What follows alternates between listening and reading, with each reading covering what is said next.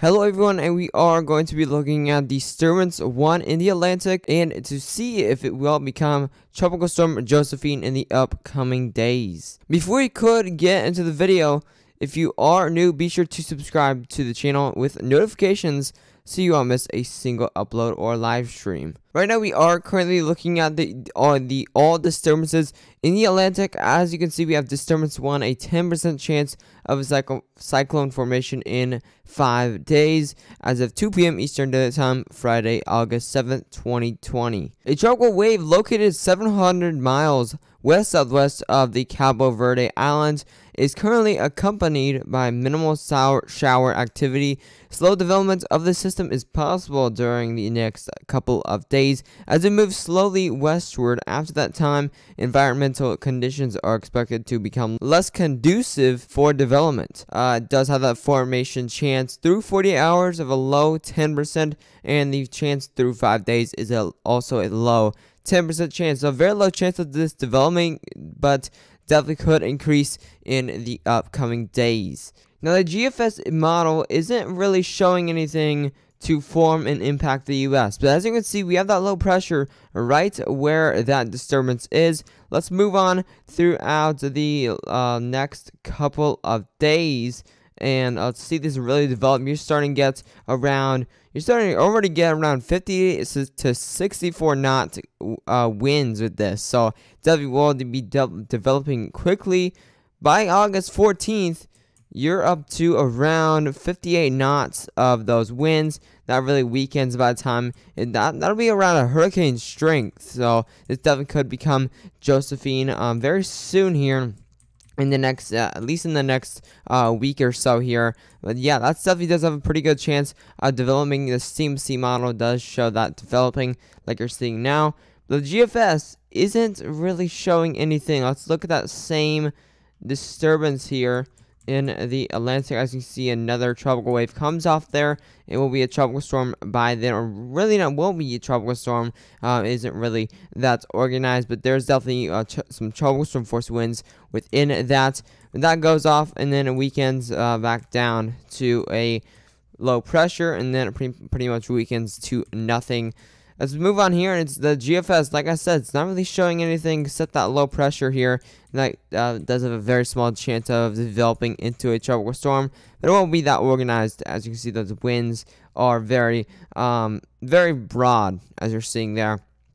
But really, that does have a chance, a very small chance for that certain tropical wave, and it's really not showing anything for that low pressure. Let's look at the European model, and let's go ahead and go over to August 8th. As you can see, that's that same low pressure system moving through here, and it kind of weakens until there's another one that weakens as well.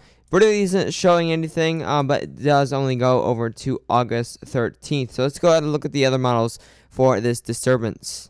Now, the icon is showing something. As you can see, a very weak low pressure starts approaching the Windward Islands here by August 12th, and then getting to around August 13th, and that low pressure is just west or just east to the Windward Islands there, and it approaches the Windward Islands, and by August 15th, it's still just east of the Windward Islands, but it definitely looks pretty organized. Of course, it's a very weak low pressure by then, but definitely that is a pretty tight isobar, which is indicating that definitely could have a possibility to become something.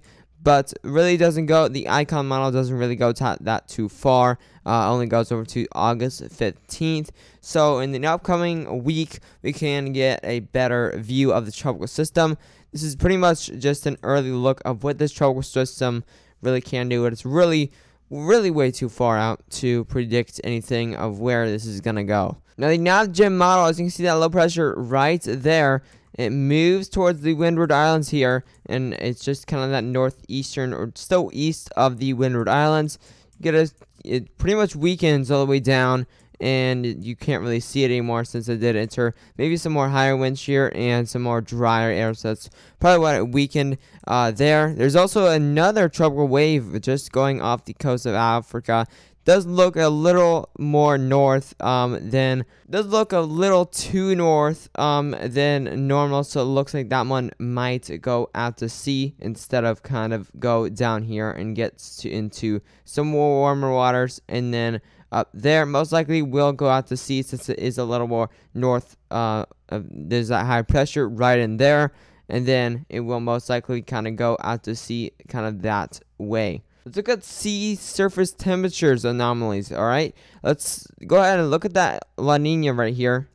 This is definitely indicating a La Nina. While La Nina watch is in effect. Right now it is neutral, but definitely a La Nina is becoming very favorable. As you're seeing here, those cold waters coming out of Africa and the northern Pacific. You got some more warmer water. So that's indicating a La Nina is in effect right now. Just we are in a La Nina watch currently.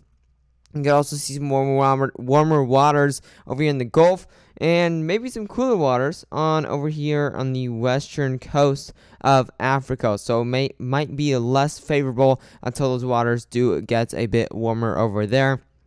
But like I said, these storms can really just travel fast and then kind of slow down once it gets to over around that type of area there, and then really just pick up on those warmer waters. Now let's look at the SST, the El Nino Index. As you're seeing here, you can definitely see has been going down for the past month here, and this is the El Nino, so it definitely has been going down as we've been speaking. So that's indicating we are approaching that La Nina. We were at kind of that peak for a La Nina at May 26th. It went all the way back up here to its another peak for the El Nino around July 10th, and then it just went all the way down here, kind of peaked again by July 24th, and then it's pretty much just going down by then, since those cooler waters off Africa have really picked up here, indicating a La Nina is going to be in effect in the upcoming months.